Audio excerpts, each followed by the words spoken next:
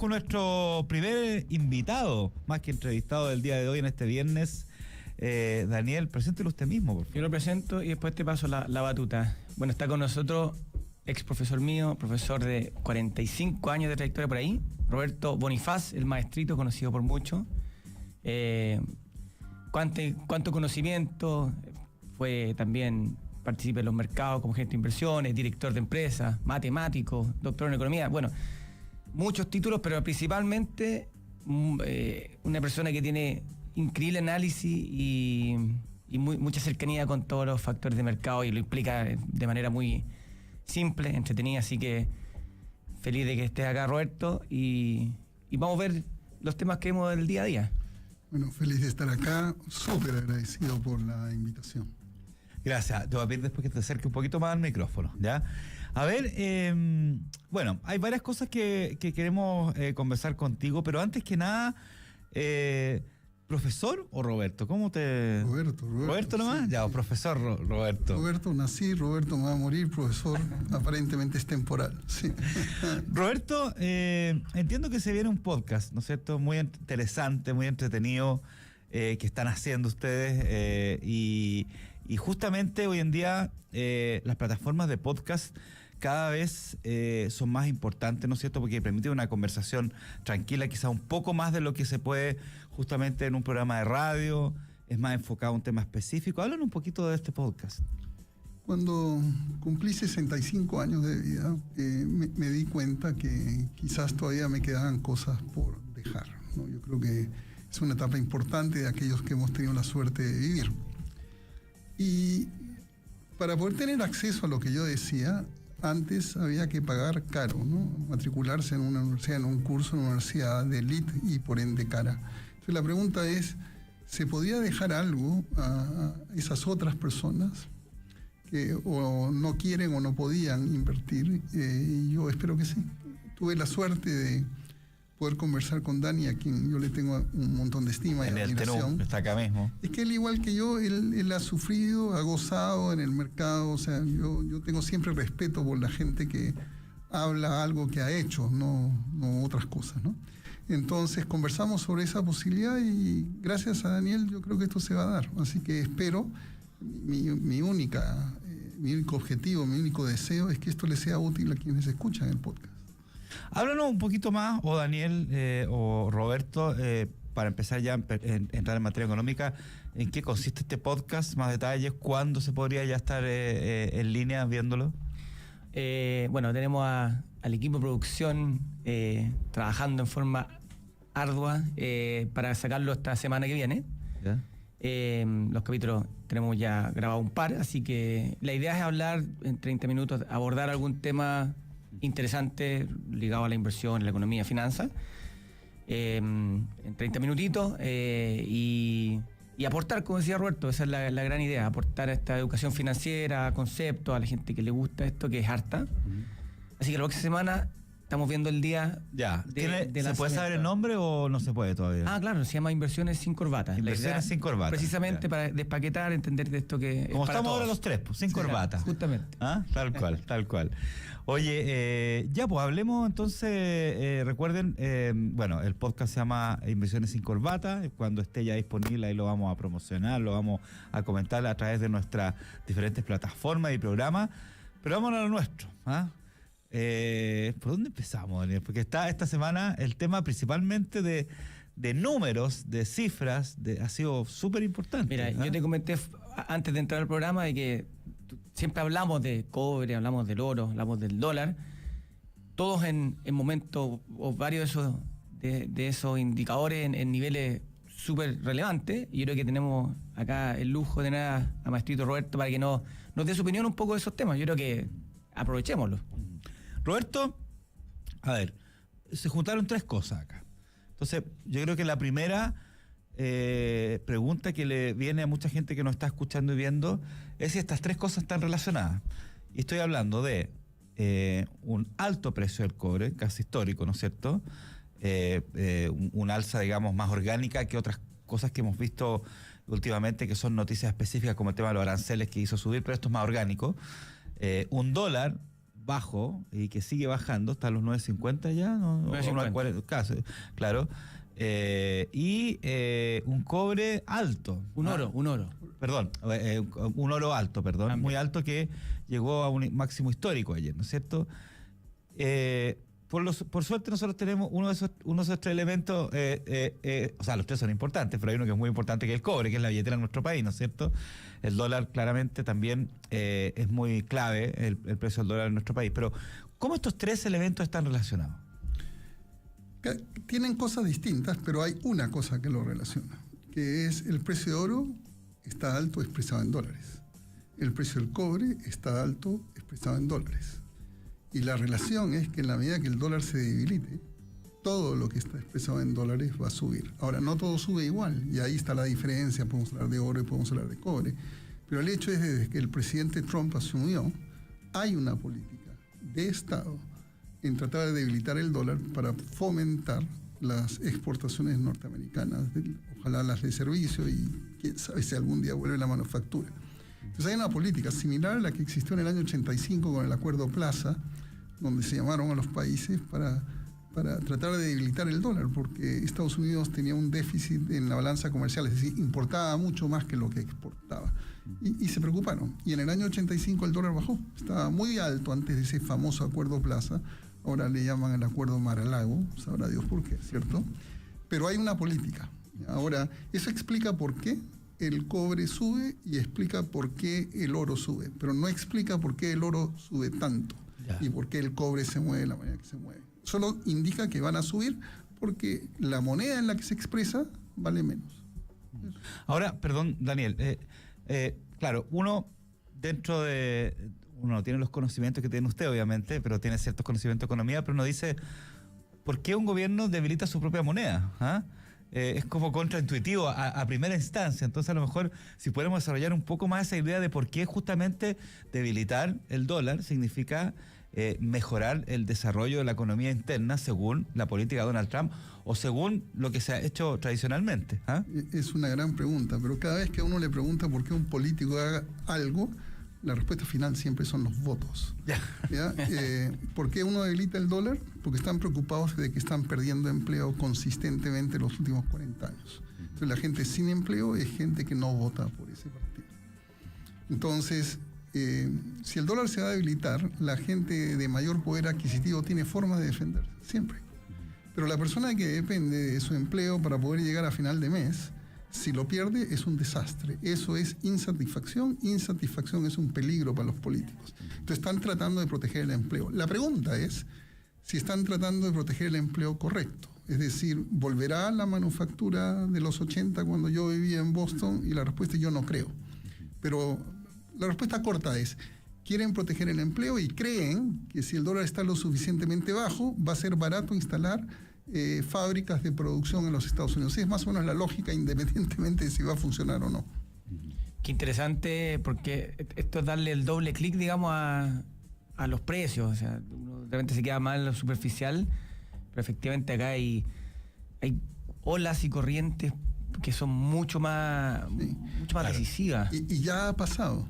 Y si quieren notar un poco de mi cinismo, dicen, mira, aunque el dólar esté más barato, lo que favorece probablemente el empleo en Estados Unidos, la bolsa y las otras cosas suben tanto que pueden tapar ese más barato y todavía te dan rendimiento. Entonces, raya para la suma, como decía un periodista por acá, sales positivo.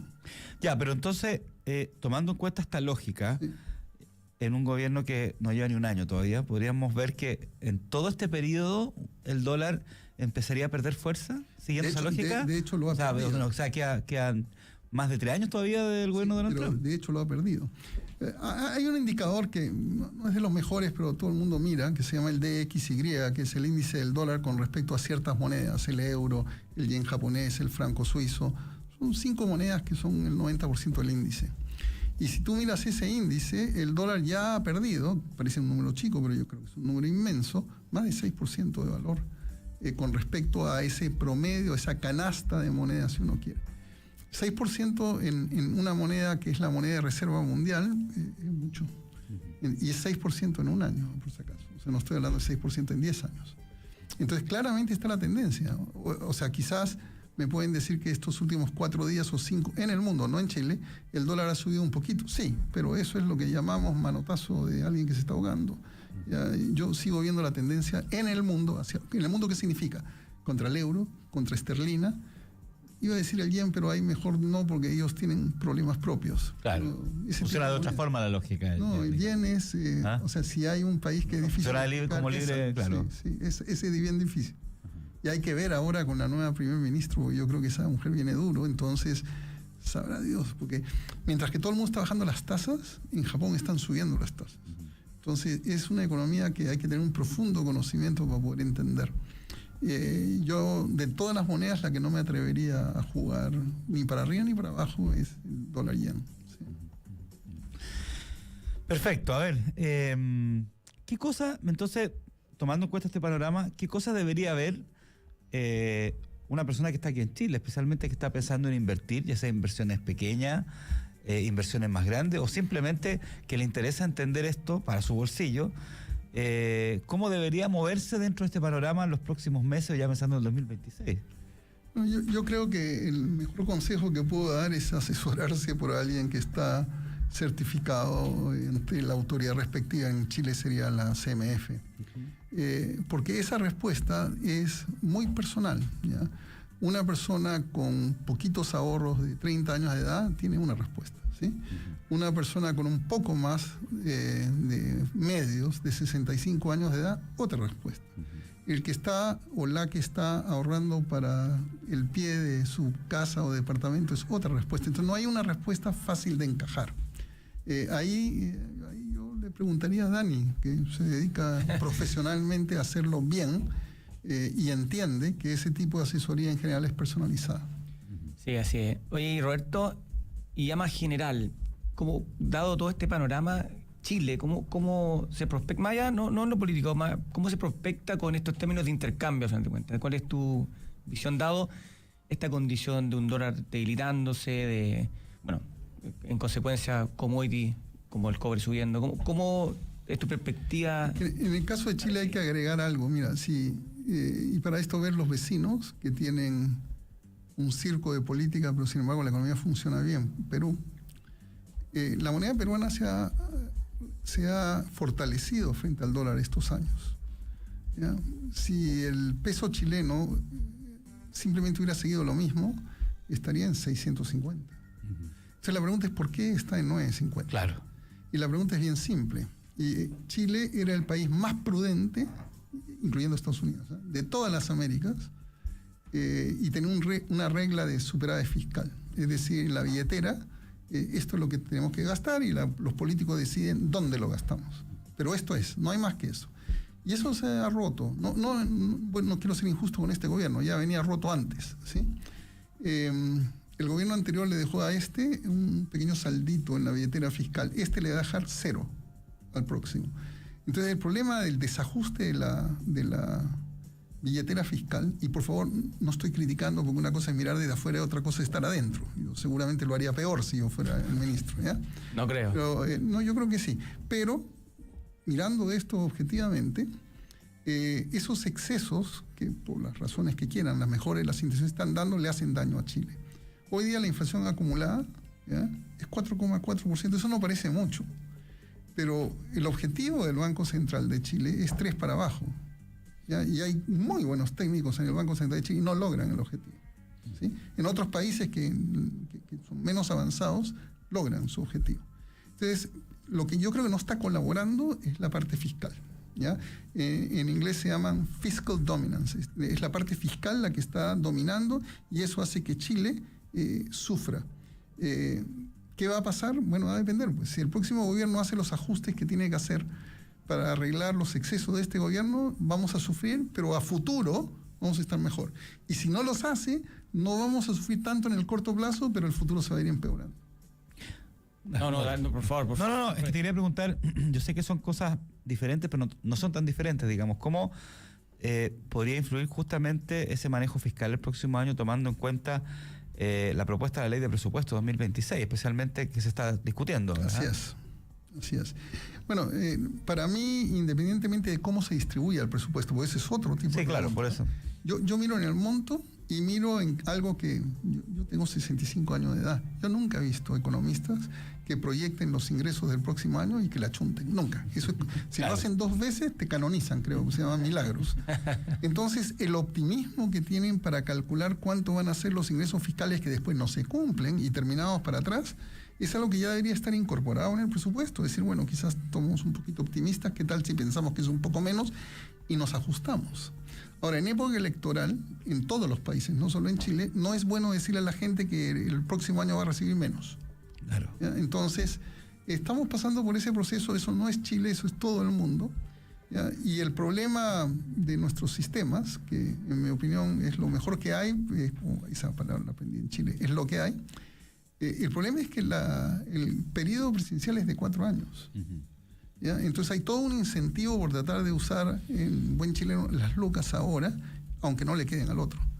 Y el problema yo siento, pues yo amo este país, probablemente me voy a morir en este país, que me ha acogido ya, es el país en que más he vivido, dicho se pasó de mis 65 años. El segundo es Estados Unidos.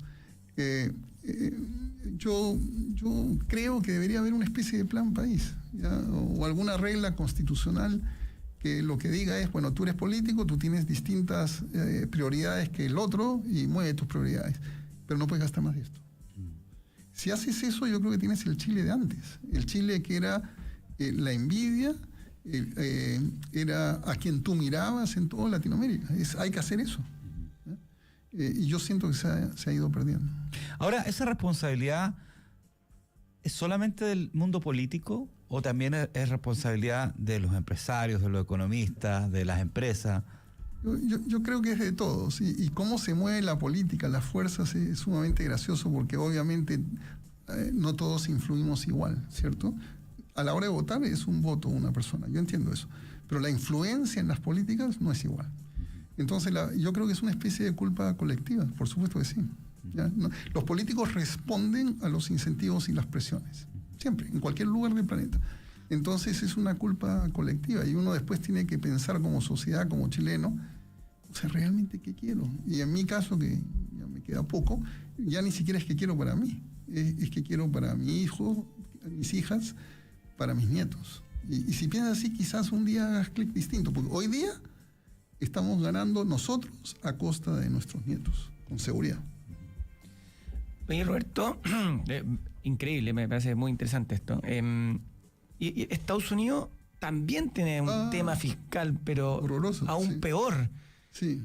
Bueno, Trump algo están intentando hacer vía distintas cosas que son parecieran ser contraproducentes, pero danos tu visión de lo mismo de Estados Unidos, porque esto es mundial. Es que Estados Unidos tiene un privilegio que Chile no tiene, que es que hoy por hoy el dólar es la moneda de reserva mundial. Hay gente que dice que el dólar se está cayendo porque se usa menos en el comercio, no tienen idea de lo que están hablando.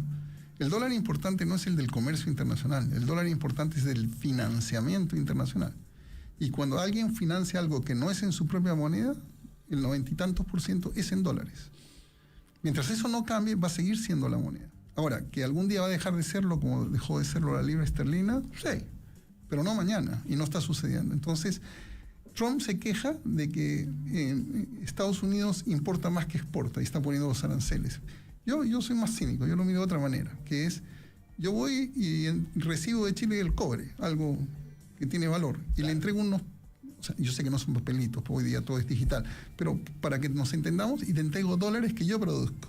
Entonces tú llevas papelitos con la foto de Benjamin Franklin y yo me llevo tu cobre. Ese es el privilegio que tiene Estados Unidos. No le cuesta nada adquirir más que producir los papelitos. Y mientras yo tenga los cañones, ¿ya? Esos papelitos son importantes. Esa es la política de Estados Unidos, yo diría, de los últimos 5, desde Bretton Woods, después de la Segunda Guerra Mundial. ¿Y ese nivel de deuda de Estados Unidos? Es que, a ver... ¿Es un peligro inminente? ¿Es cada vez más peligroso? Sí. ¿Y hoy día está parado el gobierno porque no se ponen de acuerdo? Sí. Pero te quiero recordar que el doble de deuda proporcional la tiene Japón y ahí están. Claro. Eso la gente no lo sabe. Entonces, la pregunta es, ¿cuál es el nivel de deuda que gatilla un desastre? En Argentina es un número, en Chile es un número un poquito más grande porque Chile tiene más credibilidad. Y en Estados Unidos, mientras sea la reserva mundial, esto puede aguantar. Ahora, ¿por qué está subiendo el el oro? 2 razones, nada más. Los bancos centrales se han preocupado de tener dólares porque políticamente te los pueden congelar, si no pregúntenle a los rusos, a los iraníes, y están buscando algo que no se congele, que es el dólar, que es el oro, perdón. Y los ETFs de dólar están recibiendo, como la gente ya vio subir el oro, entonces quieren saltar comprando ETFs, y los ETFs están obligados a comprar oro físico. Que sería ya los inversionistas, en la masa inversionista que viene atrás de la curva. Pero esas son las dos fuentes. Claro. ¿Ya? Esas son las dos fuentes, no hay más que eso. Ahora, que va a seguir subiendo, insisto, mientras el dólar siga depreciando, por definición, el oro sube en términos de dólares. Si el factor geopolítico se complica más, el oro va a seguir subiendo. Y el oro no es un refugio contra la inflación, nunca lo ha sido. Si tú miras, el oro es un refugio contra la incertidumbre. Entonces, en la medida que el mundo esté más difícil, como hoy, yo tengo 65 años, la última vez que yo siento que estuvimos a punto de volarnos los sesos como planeta fue la crisis de los misiles de octubre. Yo no he visto nunca un mundo tan cerquita de volarse la tapa de los sesos como hoy día. Entonces, eso es el oro. El oro es cuando tú sientes que la próxima guerra va a ser tirándonos piedras, ¿ya? Entonces, se refugian en el oro. Entonces, ¿cuál sería el refugio contra la inflación? El refugio contra la inflación hoy día es un sistema monetario alternativo. El oro ha subido 50% este año. Bitcoin en un año más o menos nomás ha subido 100%. ¿Ya? Pero no es porque sea Bitcoin. Yo lo que estoy diciendo es, va a haber un sistema monetario alternativo algún día. ¿Por qué? Yo siento que tengo plata acá, tengo plata en el BCI, tengo plata en el Chile, tengo plata en el Santander. Pero un buen día alguien puede decir, este guatón me cae mal, y me congelan las cuentas. ¿Pero como fue el corralito del 2001, dices tú? No, ¿O no? Es peor que eso. Canadá dicen que es un país avanzado. Cuando los camioneros hicieron huelga para no ponerse la máscara al comienzo del COVID, lo que hizo el señor Trudeau en este país bien avanzado es pidió al Parlamento una ley para congelar en las cuentas. Como medida de presión, digamos. Entonces, ¿qué pasa? Yo no podía, si yo era camionero en Canadá, en Ottawa, no podía sacar dinero. Entonces la pregunta es mío. Entonces la pregunta es, ¿habrá un sistema monetario donde no exista una autoridad que me pueda impedir lo que es mío y el sistema va para allá? No sé si va a ser Bitcoin, de la misma manera que cuando comenzaron las redes sociales, nadie se acuerda de lo que voy a decir, pero es la ventaja de ser viejo, el primero era MySpace, o el primer buscador era Altavista, no era Google, Altavista, Yahoo, Google. Entonces yo no sé quién va a ser, pero sé que vamos para allá. Súper, Roberto Bonifaz, profesor, doctor en economía, la verdad es que nos hubiera encantado seguir esta conversación, pero tenemos el límite de tiempo. Tenemos el podcast. Pero tenemos el podcast, exactamente. Roberto, un millón de gracias por acompañarnos y esperamos tenerte de nuevo acá. Yo estoy a las órdenes de todos ustedes. Gracias por la invitación y gracias a todos los que nos escuchan por la paciencia. Eso. Daniel Tenú, CEO de THX Capital, tú nos dejas acá hoy día, ¿no es cierto? Me pongo a ayudar a producción a sacar no hay problema. El capítulo. Oye, gracias por acompañarnos también y ambos que tengan un buen fin de semana. Tremendo invitado trajiste hoy día. ¿Ah? Sí, pues sí. Ya tenemos hartas ganas de escuchar el podcast, así que vamos a ir haciendo complemento entre el podcast y el programa Clavemore, ¿se les parece? Por supuesto. Ya, un abrazo a los dos, que tengan un buen fin de semana. Tengan un precioso fin de semana. Eso es. Ya viene